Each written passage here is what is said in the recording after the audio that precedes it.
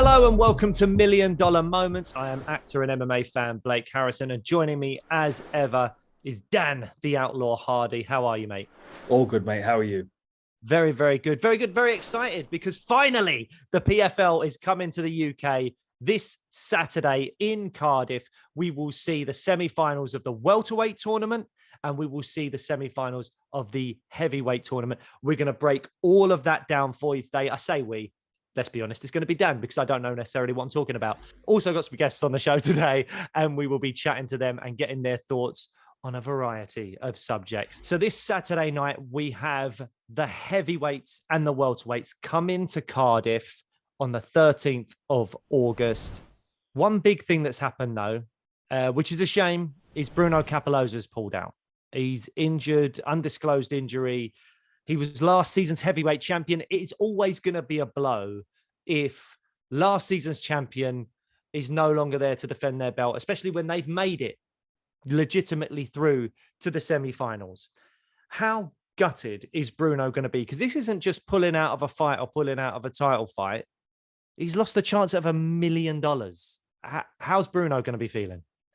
I can't imagine. I mean, just losing the opportunity to compete is disappointing enough, but to know that money was on the line and you were, on a trajectory to collect it, he knows what that feeling's like. It will be good to do it a second time. Incredibly disappointing for him, and you've got to think as well how it affects the other guys in the tournament, because now the former champ's not there and they're all like, okay, this might have just become a little bit easier than it previously was. Although Scheffel's an absolute beast, I don't think it gets that much easier. You're exactly right. I mean, Scheffel's come in and replaced Bruno, and he fought Capelloza in his last fight, and he had Capelloza. He won that fight, and he had Capelloza really hurt. You almost think, God, if Scheffel had put his foot on the gas a little bit more towards the end of round one, he could have got that 6-point finish and we wouldn't have been talking about Capelloza at all. Scheffel would have made it in legitimately without having to be an alternate.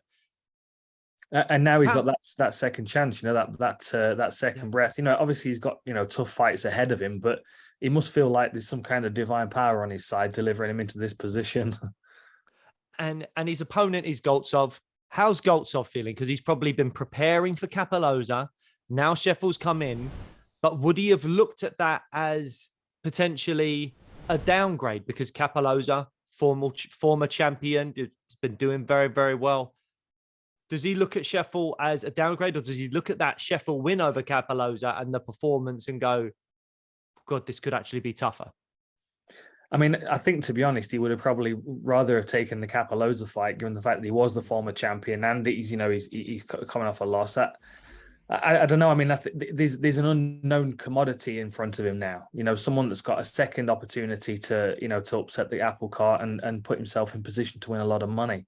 And that is a very, very motivating factor. And to know that it's within striking distance now. It's a difficult situation to be put in. Of course, you want to be preparing for the same fighter all the way through training camp, but at the same time, these heavyweights, they know that it's all on the landing of a fist. So it really sometimes doesn't matter who's in front of you as long as you connect with them.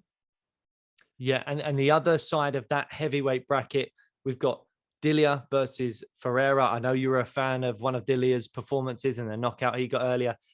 Are you tipping Delija in this fight against Ferreira? I mean, I have to. Ferreira is the only person that he's not fought, right? He's already got a win over the other two heavyweights. I mean, that in itself is a massive confidence booster. I was just incredibly impressed with him, with his ability to block and counter, the speed at which he did it, and the composure which he maintained all the way throughout.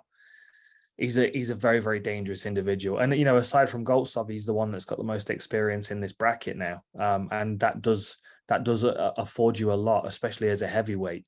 The fractions of error at a heavyweight are so much narrower, which is why, sometimes we see these heavyweights with these vast careers where they've had 40 or 50 fights and they're still competing at the top level, because experience really pays off when, one punch can change everything.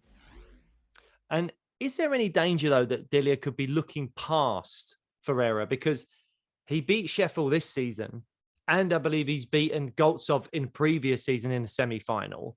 So is he looking at that and going, God, whichever one of them I fight in the final, I've already beaten both. So is there danger in that? I mean, there might be, you know, he might feel like the finish line is in his sights here. You know, if he takes out Ferreira, he might feel like he's already got wins over the other two, that it might just be a case of him showing up and collecting the check. And, you know, of course, that's not nearly as simple as it is. People learn from losses, and they, you know, motivation to avenge a loss is a very good motivator. I don't think you can count any of these guys out. You know, I think Ferreira is a very, very stiff test. And I think, you know, going into a rematch with someone that he's already beaten with $1 million on the line you've got to really be on your A game, because those guys already know you. They know what it's like to fight you. Even if you've beaten them, they've got a preconceived, you know, ability to read how the fight's going to go and be more prepared for it. My money's on Delija, because I just think he's an absolute destroyer. But it's heavyweight, and you've got to keep an eye on all of these guys. Dakota, you are a former Muay Thai world champion. You're 5-0 as a pro in MMA. What made you decide to sign for the PFL? Why was that the right organization for you? I mean, in the past, we've kind of just been taking like one fight deals on different shows. Like, I've always been one of them people that's never really rushed anything. So, you know, I never wanted to like sign myself up for one organization in particular at that time. And then when PFL come, I think the timing and just the opportunities that came with it, you know, when we sat down and spoke to them, I think it was just the perfect time in my career now to like, you know, dedicate myself to one organization and really grow with them. So obviously they're growing. PFL Europe is going to grow really fast now, and it already is. So to grow with them is like a really good opportunity that I didn't want to miss out on. Did you have any points in your career as a Muay Thai fighter where you had some stability with one show and you were able to just kind of focus on training instead of looking for the next fight? Yeah, not really, to be honest. Like, obviously with my mum having quite a big name in the sport, like I was pushed up, like my level was pushed up really high very quickly. I never really got a chance to take my time in Thai boxing. So my mum kind of, the only way she could slow it down was to just kind of pick and choose, like when we fought and things like that. You know, I never signed anything in Thai boxing either. Kind of just took my time there. She was quite clever with it. And we've kind of took the same route with the MMA now. Even though I thought I was going to come over to MMA and have like a fresh start where no one knew me, it quickly just like completely took off and everyone started to get to know my name straight away. So, you know, it was just the same thing when we came to MMA, was we just wanted to pick and choose and really take our time and be clever about what we was doing. You mentioned your mum there and how she had a very successful Muay Thai career. How beneficial is it, just from a technique standpoint, but also from a mental standpoint, to know that you can always like fall back on the knowledge that your mum's got? It's always there. She's always there for you, providing that knowledge and helping you through a career that she has sort of trod herself.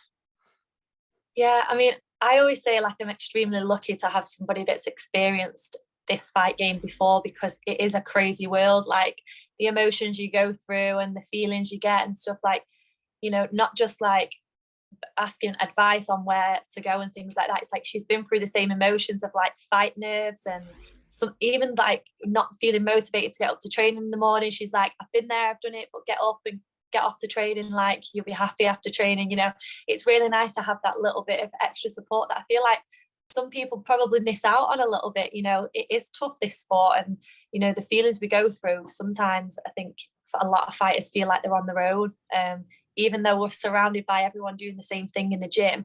We don't really talk about our emotions that much. So to have somebody at home that's been through that and knows what I'm going through has just been like a really supportive, like I'd say it's a really supportive trait that I've had from my mum. Do you think she'd have been good at MMA if it had been around in her time? Oh my God, yeah. So my mum actually, she started off in judo. That was her first love, and she was so aggressive in judo. Like we when I moved over to MMA, she showed me a few moves. She was excited to like show me, you know, a bit of judo and things like that. And even like when we were drilling and I was doing bits with her, she would like throw me, you know, she's still got that bit of aggression and stuff in her that'll never go away. So yeah, she definitely would have done so well at this sport. Yeah, but obviously in her time, it wasn't really, women's fighting wasn't really as popular as it is now.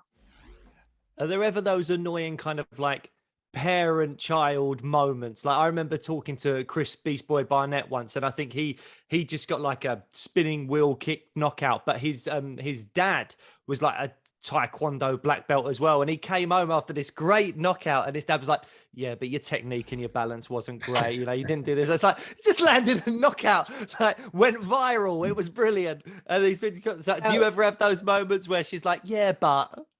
Do you know what? That's so nice to hear, because my mum is exactly the same. She's the same. And you know, my older brother, he didn't do MMA, but he actually fought Thai boxing, and he had like a really, really good fight. He won. He'd not really been in the ring like for over a year or something, and he went on a really big stage, got a good win. And the first thing she said to him when she got back to the changing room was, "We need to work on your boxing. Your boxing's awful." And we were like, "You just won the fight. You've done so well." And she's like, "We need to work on your boxing."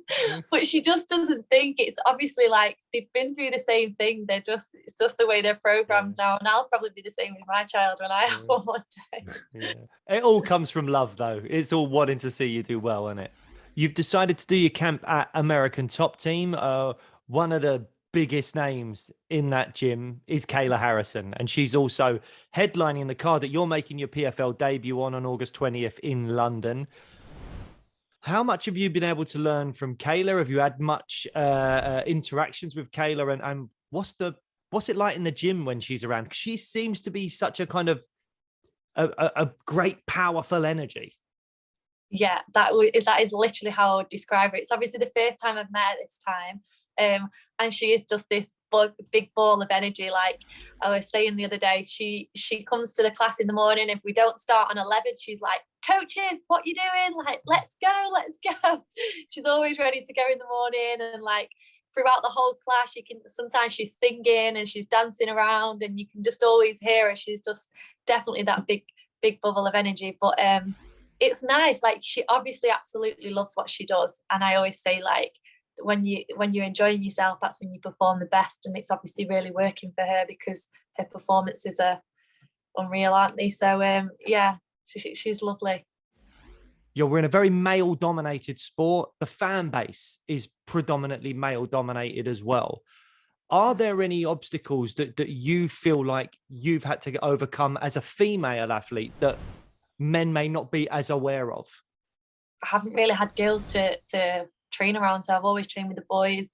I always say like it's a little bit weird at first training with the guys because they don't know how to work with you, and you know, we want to be treated the same, but they're still sometimes a little bit like, "Oh, it's a female," and you know, sometimes they're a little bit like, "Oh, I don't want to hit her too hard," and then they're like, "Oh, I don't want to train with her because I'm not getting anything out of it," and you know, that type of stuff. And then same, we feel sometimes we're not as physically strong as them, so are we jeopardizing their training? But I feel like I've always had such supportive teammates and coaches that have always been like treated me as one, you know, one of the lads, which is what I like to say, like treat me like one of the lads in the gym. You know, I'm here to do the same job as you, and I do it better.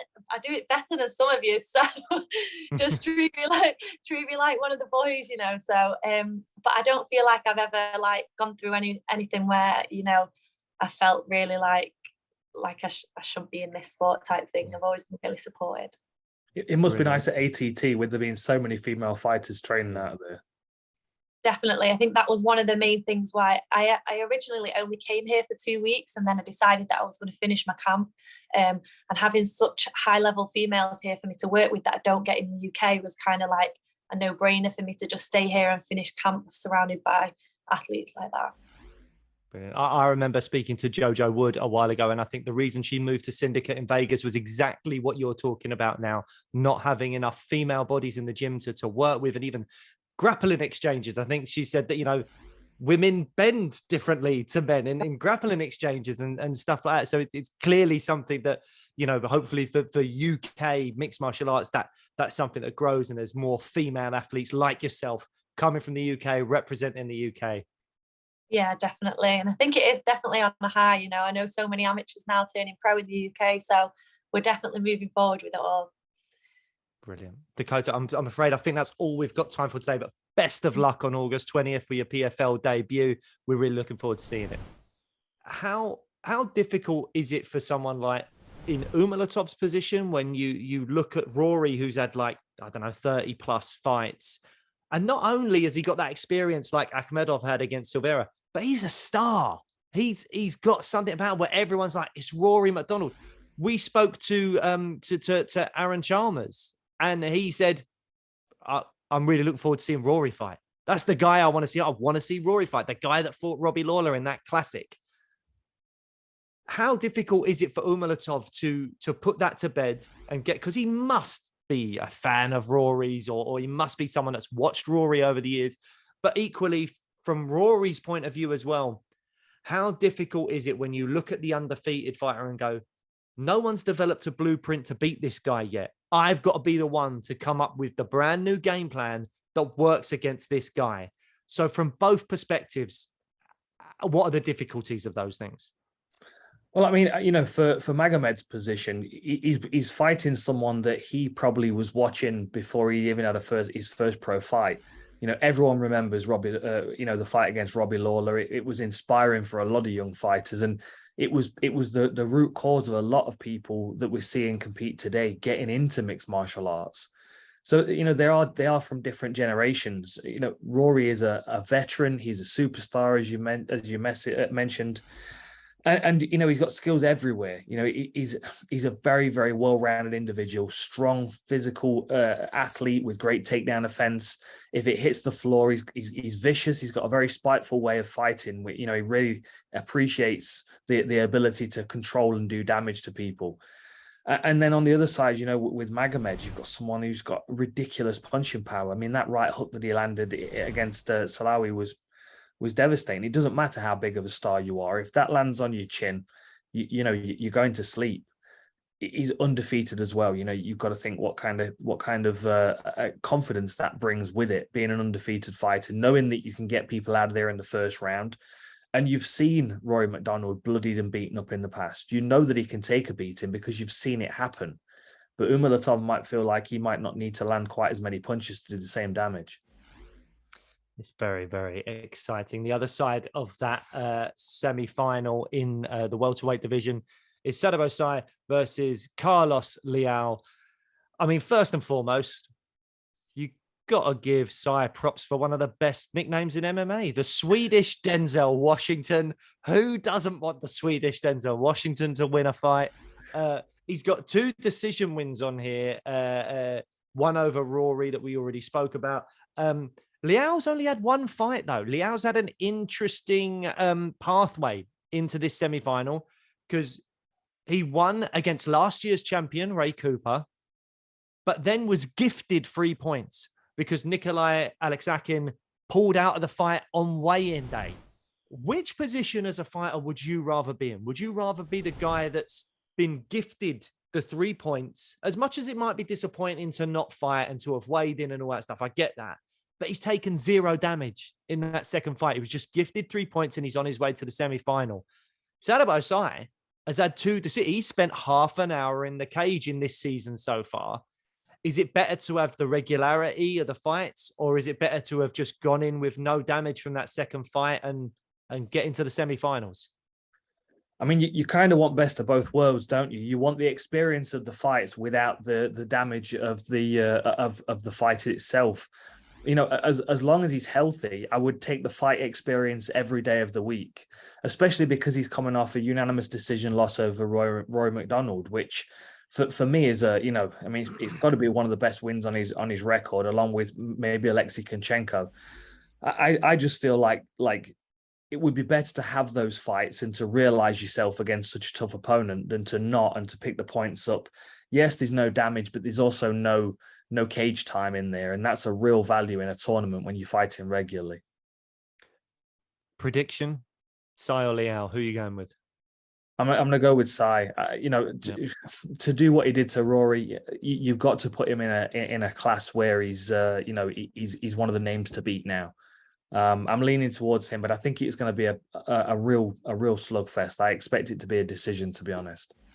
Chris Wade, thank you so much for coming on the show.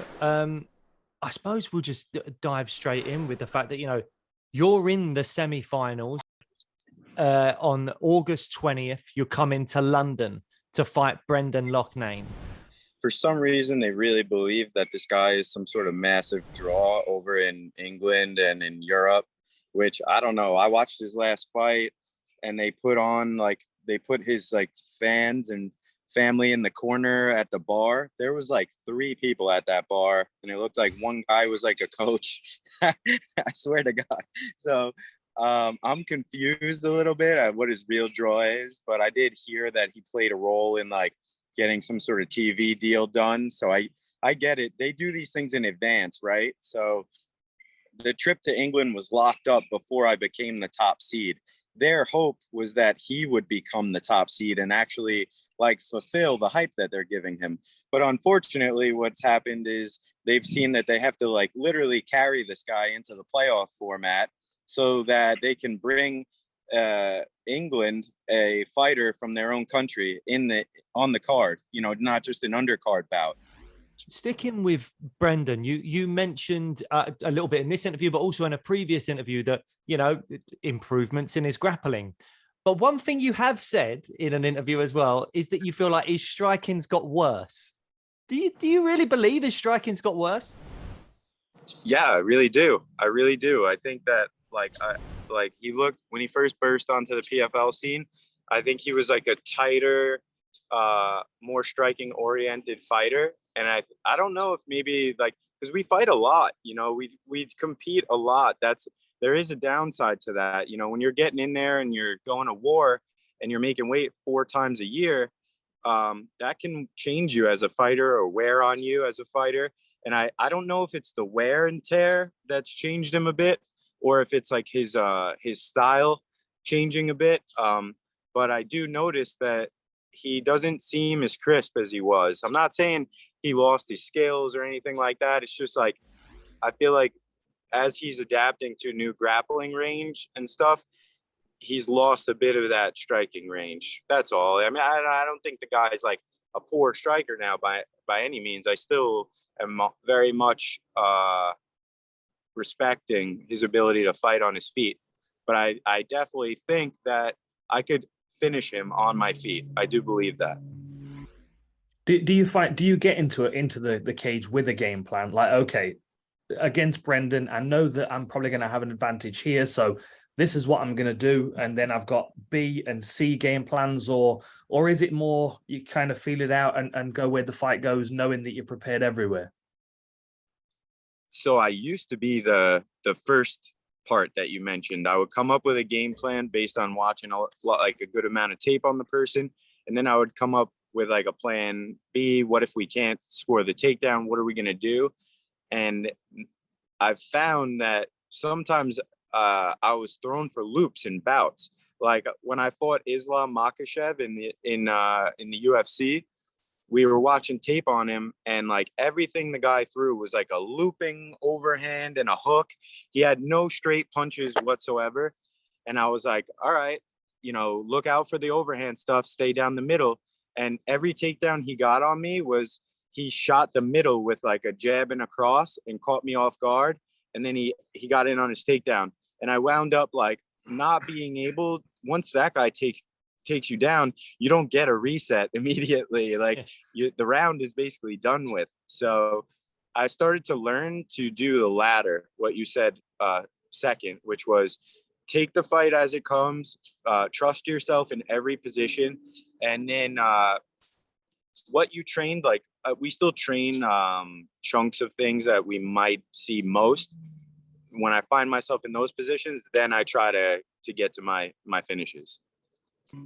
And when you go into that fight in London, the likelihood is you're going to be walking out to boos because you're in his home country. Are you happy play? You seem like someone that would be quite happy to play the villain. I can't imagine the boos really bothering you too much. You got a big smile on your face. I almost feel like you're looking forward to it. I am. When you've been around this sport for as long as I have, you've experienced a little of it all. And I've had an overseas fight before where I was booed from the moment I walked out. I had got people throwing, like, I don't know if it was water, beer, or what. I had people throwing stuff on me from the upper deck. They could see back behind stage where we were. Every time my small contingent tried to get like a USA chant going, the arena just was a chorus of boos. So yeah, I can play the heel just as well. I embrace that. I know I'm going into like unfriendly territory, and I can absorb negative energy just as well as I can positive energy. Do you think they come with a different type of pressure though? Do you think like maybe fighting in New York with all the fans there, expecting big things from you would carry a lot more pressure than you coming into it? I used to like traveling to fight. The truth is, I used to love going with just one coach or two of us, and I felt like we were assassins going into enemy territory. You know what I mean? Yeah. It's like you kind of get a strength from that. I feel the same way. Like, people don't realize, but the burden is really on you when you are at home. There's a lot more expectation on you. There's a lot more people around you that want your attention, or they're trying to reach out to you. You feel like you have to acknowledge them. It becomes a much busier fight week and a much more like mentally involved fight week. You have a ton of people at the arena. You're trying to like be a good person and acknowledge their attendance to support you. And when you're going somewhere else into enemy territory, you're on a mission with like your guys, your team. Like you said, you're going in there to just business, commit an assassination, and come home. And I like that. It's got that vibe to it. Did your parents do martial arts? Or what did they do for a living, if not involved in anything to do with martial arts? So my dad did wrestle, but he only wrestled he started when he was like 14 years old. He only wrestled in high school, basically, here. So he wasn't like a lifelong wrestler. He just found it through school. And so he's kind of the one that put me on to like martial arts, if you consider wrestling martial art. My mom, like almost just a little bit of regular sports in high school. She didn't really do anything, but my brothers and I, we all grew up wrestlers because of my dad. Yeah. What are some of the different jobs you've had in life outside of MMA? What have you had to do? Wow. To earn a living? Yeah, that's great. So I started out when I was like high school. I was a lifeguard out here on Long Island on the beaches. That was awesome. I was actually a lifeguard as well for a little bit, but I think people would have been less confident if I was coming to save them than if you were coming. No, not nearly as cool. It wasn't nearly as cool as I just based on my assumptions, it wasn't nearly as cool as Chris's lifeguarding experience. Just the tan alone, I mean, they're not comparing. I'm telling you, if you see me in a pool too, though, you might be like, nah, we're not going to this cheap. But yeah, I was a lifeguard, and then I started working for Budweiser, basically, like the local distributor here. I was working my way up. I was going to be like a driver, salesman, and that was my last like real gig. I worked with them as I pro fought until I got to a certain level. I think I made it to like 4-0 pro, and then I was burning the candle at both ends. So I decided to forego that and like just fully commit to the fighting. But yeah, like I was a beer delivery man, and a loader. I was like a blue collar guy, you know. Brilliant. Chris, that is all we got time for, mate. But thank you so much for your time today. We wish you all the best for the rest of your training camp and leading up to the fight. And I hope you enjoy your time in London. I hope you just have a lovely time in London. Have you been to London before? I haven't, but I was just telling them I just found out through like the DNA test that I'm like 25% English. So, and my last name is of English like descent. So I've been looking forward to going there for a really long time. And I can't wait. I'm going to really enjoy it. So a quarter of the crowd should be cheering you on, really. Yeah, I got family somewhere. Come down, support. Come on. If you got the same last name, it's probably us. Like, let's go. Chris, it's been a pleasure. Thanks so much, mate. Thank you so much. It was a pleasure being on. I think that's all we got time for today. So, Dan, I bid you adieu, sir. Have a lovely week, my friend. Enjoy the fights, and we will see you next time.